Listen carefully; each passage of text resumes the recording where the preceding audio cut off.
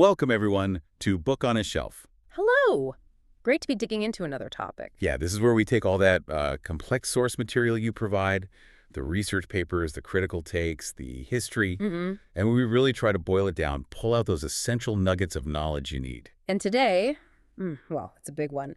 We're tackling one of the most famous stories ever told. Huge. William Shakespeare's Romeo and Juliet. Right. But we're aiming to go, way beyond the summary you might remember from school.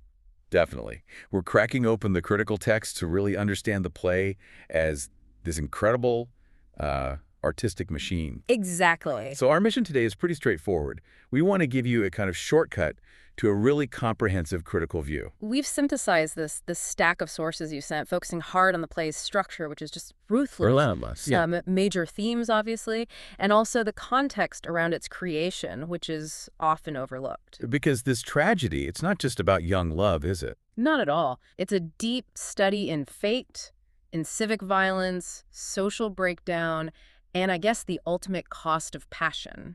So by the time we're done here, you should have 5 key critical lenses. Yeah, 5 essential ideas, ways of looking at it, that give you that immediate, deep insight into why this play from the 1590s still has such a massive grip on us today. Okay, so let's start with placing it historically. Where does Romeo and Juliet fit in Shakespeare's career? The sources say it's early work, right? Yeah, pretty early. Around 1594 to 1595, which is fascinating, actually, because you look at what else he was writing around then. Right, wasn't he doing comedies? Exactly. Really vibrant comedies like Love's Labour's Lost, A Midsummer Night's Dream. He's juggling these very different moods. So that timing tells us something about the genre he was working with here. It really does. The sources are clear. This isn't just a tragedy. It was seen as a new kind of tragedy for the stage back then. A new kind. How so? What was different? Well, a lot of tragedy at the time focused on, kings or great men falling from grace, that kind of thing. Or those really popular revenge plays. Oh, absolutely. Revenge drama was huge. Think of, the Spanish tragedy. Everyone's plotting revenge. The stage ends up littered with bodies settling scores. Very bloody. But Romeo and Juliet isn't like that. No, it completely sidesteps that. The sources actually call it an anti-revenge play. Anti-revenge. That's a really interesting distinction. It is, because normally in revenge tragedies, the violence just spirals, right? It destabilizes society even more. But here... Here, the deaths of Romeo and Juliet, as awful as they are actually the things that heal Verona's disordered society. Their sacrifice stops the feud. Wow, so the tragedy actually leads to restoration in a grim way. Precisely. It's structurally and thematically quite unique for its time. But, okay, the reason it's still such a cultural touchstone, surely that's still the intense young love, the defiance. Oh, absolutely. That consuming urgency of love, the pushing back against parents and society that resonates hugely, especially with younger audiences. That conflict feels timeless. The older generation stuck in their ways, the passionate young people wanting something different. Exactly. That clash between the rigid families and the desires of Romeo, Juliet, even Mercutio. It's this classic struggle for individual freedom against social constraints. ###A. Intersections with real-world history. Okay, before we get into the mechanics of the play itself, we should touch on the historical stuff Shakespeare was drawing on. I mean, the basic story wasn't totally original, was it? No, not at all. He was adapting, which was standard practice back then. Playwrights borrowed stories all the time. So where did this one come from? The sources confirm he leaned heavily on a couple of earlier works. There was Arthur Brooks' poem from 1562, Romeo and Juliet, and also a prose version by William Painter called Romeo and Julieta. Right, but Shakespeare obviously did something more with Oh, it. definitely. He injected that intense dramatic structure, the poetry, the deeper thematic resonances, the political edge we recognize now. And he brought in elements from his own time, too, right? Like the plague. Yes. That's such a crucial detail and chilling when you think about it. London playhouses had been shut down because of plague outbreaks just before he wrote this. It was a huge, terrifying reality for his audience. A public health crisis? Exactly. And Shakespeare doesn't ignore it. He actually weaves it into the plot as, the ultimate agent of fate. How so? Well, the sources really highlight this. The reason Friar Lawrence's vital message doesn't reach Romeo and Mantua in Act V, it's because the messenger, Friar John, gets quarantined. Quarantine, because they suspected he'd been exposed to the plague. Yes. Just the fear of infection, this very real contemporary fear for Shakespeare's audience, becomes the specific mechanism that stops the letter. Wow. So a quarantine, this mundane, bureaucratic, fear-driven event, is the tiny detail that brings about the whole final tragedy. It's an incredibly effective use of contemporary reality. It makes fate feel less like magic and more like, well, bad luck amplified by circumstance. And then there's the political reading. Some sources suggest the play is an allegory for something bigger in British history. Right, the War of the Roses. That long, bloody civil war in the 15th century between the Yorks and the Lancasters. Exactly. The idea is that the bitter, pointless, generations-long feud between the Capulets and Montagues mirrors that conflict between the houses of York and Lancaster. Two families tearing the kingdom apart from the inside. Both views are about this ingrained, senseless hatred that fuels civil chaos. And Prince Escalus, trying to impose order. He's like the governing authority trying desperately to stop this internal bleeding. So the play kind of suggests that sometimes only a massive shock, like the loss of the younger generation, can end that kind of destructive cycle. That's the interpretation, yeah. That the sacrifice is needed to wake society up. Hashtag tag B. The crucial role of plot structure, the chain of suspense. Okay, let's talk structure. The play gets so much praise for how tightly it's built. It just moves relentlessly. It really does. The sources describe it as a chain of suspense. Every event locks into the next, pulling you towards that ending you already know is coming. And it follows that classic five-part plot structure pretty rigidly. Textbook, almost. You start with the exposition in Act 1. We get the feud established immediately, that street fight kicks things off. We meet the main players. Romeo's moping over Rosaline. Right. And the key moment there is the Capulet feast. That's what throws Romeo and Juliet together. Instant connection. Which leads straight into the rising action. Act 2. This is where things really take off. Yeah, the famous balcony scene, the declarations of love, that incredibly fast secret marriage by Friar Lawrence. Everything accelerates. You get this brief window where you almost think, maybe they can pull this off. Exactly. There's a sense of hope, however fragile. But then, bam, the structure pivots incredibly sharply. The climax. Act 3. This is where it all unravels, isn't it? Totally. It's structurally brilliant and brutal. You get that sequence. Tybalt kills Mercutio. Romeo, in rage, immediately kills Tybalt. The speed is just breathtaking. Highest point of hope, the marriage followed instantly by the absolute lowest point, the killings and banishment. It's whiplash. Critics point out this is where the play's energy shifts dramatically. It goes from something that could have been a romance, maybe even a comedy, to irreversible tragedy in just minutes. And Romeo's banishment by the prince just locks everything into place. No going back. None. That decision seals it, which plunges us into the falling action in Act 4. This is where Capulet tries to force Juliet to marry Paris, to sort of paper over the grief for Tybalt. Right. And crucially, he moves the wedding date up. That accelerates the timeline again, adding even more pressure. Which forces Juliet to take the friar's potion, to fake her death. And that rushed timeline caused by Capulet's impulsive decision just reinforces how human actions are piling onto the forces of fate, making things worse. Leading finally to the resolution in Act V. The message fails to reach Romeo. Because of that plague quarantine we mentioned? He hears Juliet is dead, rushes back, kills Paris at the tomb, drinks the poison. And then the absolute agony of Juliet waking up just moments too late. Finding him dead, and then taking her own life, which finally leads to the families reconciling over their bodies. The structure is just so tight, so economical, and so devastating. It drives the emotional impact home relentlessly. Okay, let's shift gears to the big forces driving the plot. The sources are pretty unanimous on this. Love is number one. It's the absolute core. Yeah, it's the engine. It's what pushes Romeo and Juliet to risk everything, defy their families, break societal rules, and ultimately even choose death. But the sources also stress that Shakespeare isn't necessarily presenting this as, like, ideal, perfect love. No, absolutely not. That's crucial. It's described as amoral, intense, yes, chaotic, definitely. It's this overwhelming force, this passionate and chaotic emotion that just steamrolls everything else. Including common sense. Self-preservation. Pretty much. It becomes more important than life itself. It's consuming, almost violent in its intensity. And we see the contrast right away with Romeo's feelings for Rosaline at the start. Exactly. That initial infatuation, the sources call it the cheesy version. It's all sighs and bad poetry and feeling sorry for himself. We cliches. Right. But the moment he sees Juliet, everything changes. The language shifts. The intensity becomes real, palpable.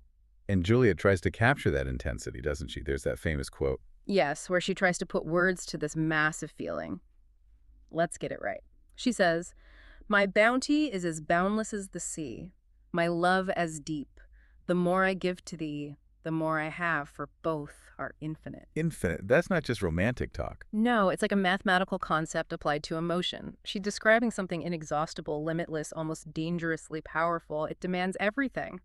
Hashtag B, defining the indefinable. So the play keeps trying to pin down what this love is, but it seems like it's too big for any one definition. That's the sense you get. Look at how they talk about it. Their very first meeting. At the feast, they share a sonnet. Right, the pilgrim and the saint. Exactly. Uh-huh. They immediately use religious language. It elevates their connection instantly, makes it sacred, holy almost. But then other descriptions come in. The prologue to Act 2 uses different language. Yeah, it shifts to talk about magic, using words like enchant to describe how strong their bond is, like it's supernatural. So then you have characters pushing back against this idealization. Right, you get these crucial counterpoints. Friar Lawrence, the guy who actually marries them, warns Romeo about how fickle young love can be. He basically says Romeo loves with his eyes, not his heart, because he switched from Rosaline so fast. Pretty much. He's skeptical. And then, of course, you have Mercutio. The Queen Mab speech. Yeah, which is the most direct critique. He essentially argues that intense feelings, especially romantic love, are just delusions. Fantasy spun by this tiny fairy messing with people's brains while they sleep. Children of an idle brain, he calls them. Meaningless. Exactly. So you have love as religion, love as magic, love as fickleness, love as pure fantasy. The sources suggest this huge range of descriptions shows that the love between Romeo and Juliet is just so potent, so overwhelming, it can't be neatly defined or contained. #C, the unseen Rosaline. We mentioned Rosaline briefly, but let's just nail down her role. She's important, even though we never see her. Very important, structurally and thematically. She's Capulet's niece, she's sworn to remain chaste, so Romeo's initial crush is completely doomed from the start. So she's basically there to show us what isn't real love. Precisely, she's a foil. Romeo's feelings for her are very self-absorbed. He enjoys the melancholy, the performance of being a rejected lover. It's all about him. It's like practice. Kind of, yeah. The sources suggest that this first weaker emotional experience, the bad poetry he writes for her, it almost prepares him or sets the stage for the real, earth-shattering passion he finds with Juliet. Friar Lawrence points this out too, doesn't he? He calls Romeo out for crying over Rosaline one minute and wanting to marry Juliet the next. He does. He highlights Romeo's emotional immaturity. Rosaline's function, essentially, is to show that Romeo isn't really ready for genuine shared love until Juliet arrives and pulls him into something real, something that demands action, not just poetic sighs. Okay, so if love is the driving force from within, then fate seems to be this massive external force pressing down on them. The sources say it's a close second in terms of power in the play. Absolutely. And Shakespeare wastes no time telling us this. Right from the prologue, the chorus lays it out. Tells the whole audience what's going to happen. Yep. Calls them a pair of star-crossed lovers whose fate is to take their life and that only their deaths will end the feud. It's kind of a spoiler, but it works differently in tragedy, right? Knowing the end changes how you watch it unfold. Exactly. It shifts your focus from what happens to how does this unavoidable end come about. You're watching the why. And the play constantly reminds us about fate. Constantly. Shakespeare deliberately peppered his play, as one source puts it, with references to fortune, destiny, the stars. It keeps reinforcing that feeling that events are somehow out of their control. Hashtag be manifestations of a moral fate. And this doom isn't just abstract. It shows up in specific, almost spooky ways, like omens. Definitely. The play is full of premonitions. Think about that scene after their wedding night, the morning they have to part. The lark and the nightingale scene. Right. As Romeo's leaving, they both comment on how pale the other looks. It's like they're seeing ghosts already. Juliet says something like, "Oh God, I have an ill-divining soul. Methinks I see thee as one dead in the bottom of a tomb." Chilling. And they know they're caught up in something bigger, don't they? Romeo explicitly blames fate. He does. After he kills Tybalt, that moment of pure despair, he cries out, "Oh, I am fortune's fool!" He sees himself as just a plaything of cruel circumstances. And later, when he hears Juliet is dead, he tries to fight back against it. Yeah, that moment of defiance in Mantua. "Then I defy you, stars." But the irony, the critical irony the sources point out, is that his attempt to defy fate buying the poison, rushing back to die with her, is the very thing that fulfills the tragic destiny. He brings about the end he was trying to reject. Precisely. And fate also works through all those small, random, brutal accidents we talked about. Right, not just the big stuff. The feud itself, which is never explained. Capulet suddenly changing the wedding day. The plague stopping the letter. And that final, agonizing piece of timing. Romeo dying literally seconds before Juliet wakes up.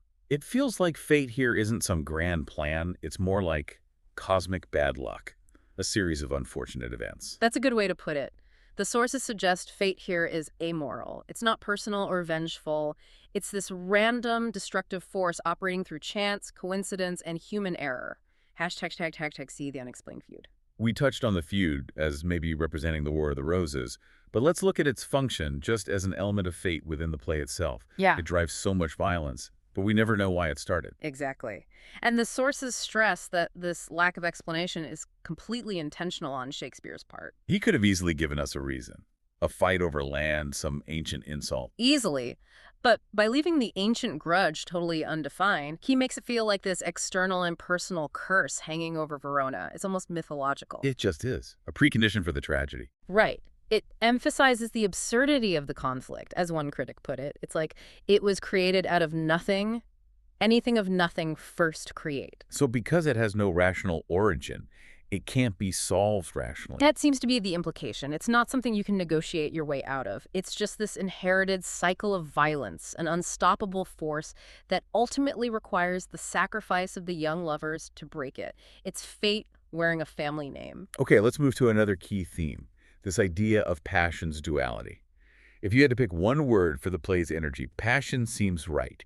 It fuels everything. Everything, both the love and the hate. You see it in the street fights in Act 1, the rush to marry in Act 2, the explosive violence, Mercutio's death, Tybalt's death, Romeo's banishment in Act 3. The desperation in Act 4 with Juliet threatening suicide. And then the final double suicide in Act 5. It's all driven by intense, overwhelming passion. And the duality part is how love and violence, which we normally think of as opposites, are constantly tangled up together here. Inseparable, almost. The sources really hammer this point. The intensity of their love leads directly to violent and self-destructive actions. Like how quickly they both turn to suicide is the answer. Exactly. That's a crucial point.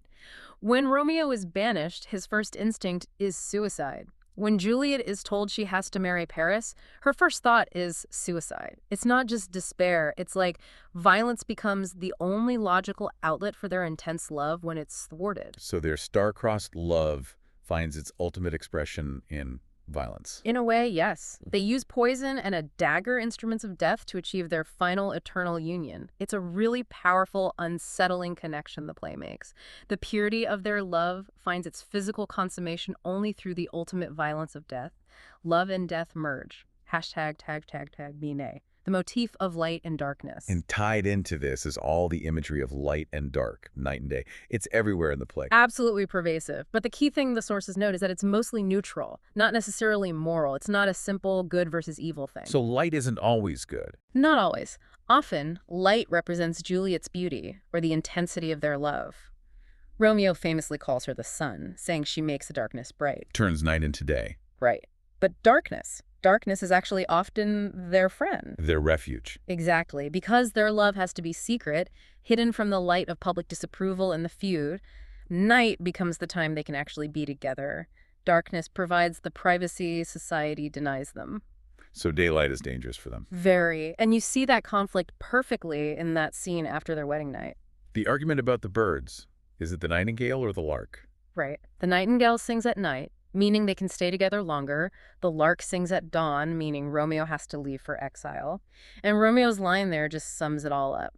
More light and light, more dark, and dark our woes. More daylight means more danger, more problems, more sadness for them. Precisely. The light brings back the reality of their separation and the feud. And this motif carries through right to the very end.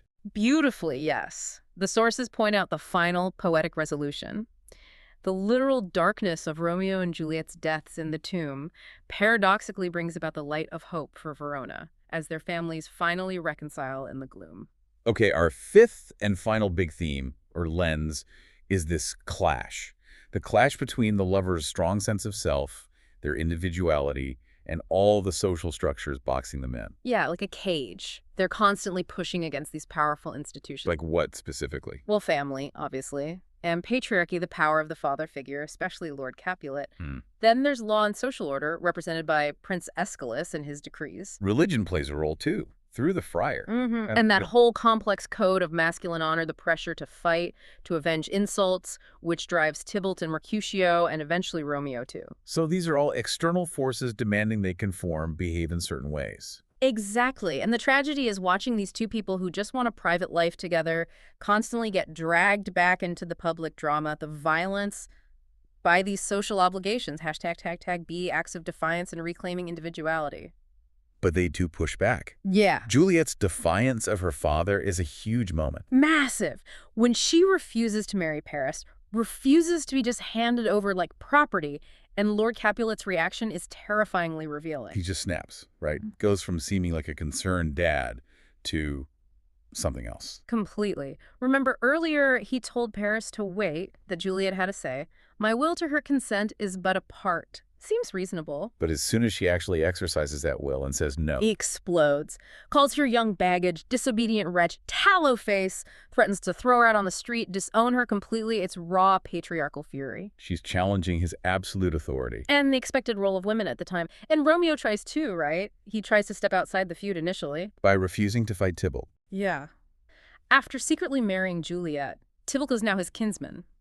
Romeo tries to value that new private connection over the public demand for honor and vengeance. Which Mercutio just can't understand. He's horrified. Exactly. Mercutio's reaction shows how radical Romeo's attempt was, how deeply ingrained that masculine code of honor was. But maybe the most famous act of defiance is Juliet questioning her own name. Ah, yes. What's in a name? That which we call a rose.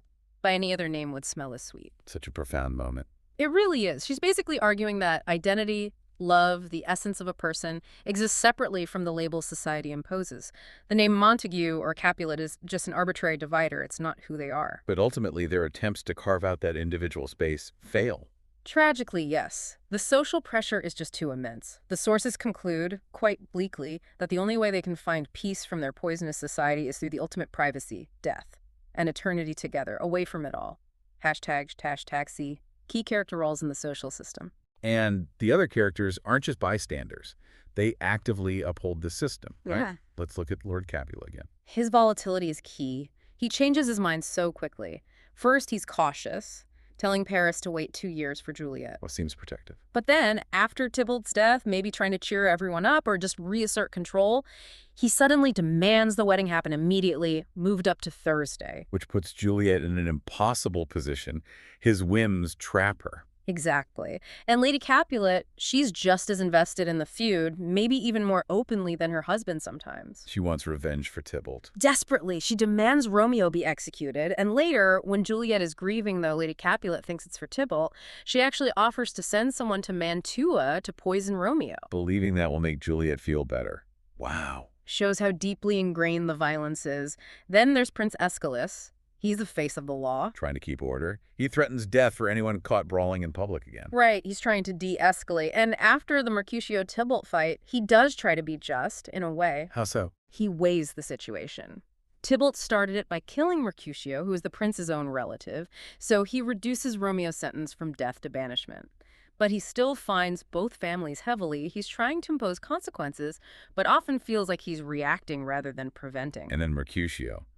He's not family, but he's crucial. Absolutely crucial. He's witty, cynical, a free spirit. His Queen Mab speech mocks the very idea of love and dreams. Yet he gets drawn into the violence himself. And dies because of it. Yeah. He insults Tybalt, gets pulled into the fight, defending Romeo's honor when Romeo refuses, and pays the price. His death is the real turning point, isn't it? The moment the fun stops. Completely. In his dying words, "A plague of both your houses." It's this powerful curse, rightly blaming the pointless feud itself for his death. He makes sure the audience knows where the real blame lies. Hashtag tag 6. Final synthesis and takeaways. Okay, wow. We've covered a lot of ground there. Let's try to pull it all together. What's the core takeaway for someone trying to understand Romeo and Juliet on this deeper level? I think the main thing is seeing it as this incredibly tight, almost mechanistic tragedy, where the big forces, love and fate, aren't gentle or necessarily good. Yeah. They're powerful, amoral, chaotic forces. Right. And the passion, the intense love between Romeo and Juliet, well, it feels beautiful. It's also fundamentally tied up with violence and self-destruction. Exactly. And their attempts to be individuals, to live for themselves, marrying secretly, Juliet questioning her name, these are powerful acts of rebellion, but they get completely crushed by the external social world. The family feud, the patriarchy, the demands of honor, the law. All of it. It forms this inescapable cage. And the only escape, ultimately, is death, which paradoxically is what finally brings peace to Verona by ending the feud. They become sacrifices, basically. Sacrifices needed to heal their sick society. It ends in that famous glooming piece. So maybe a final thought for you, the listener, to chew on, building on all this. Yeah, think about this. The sources highlight that the most enduring, maybe most shocking mystery of the whole play is that initial ancient grudge.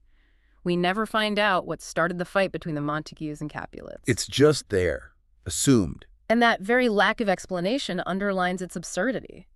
But this absurd, undefined conflict is the engine driving all the death.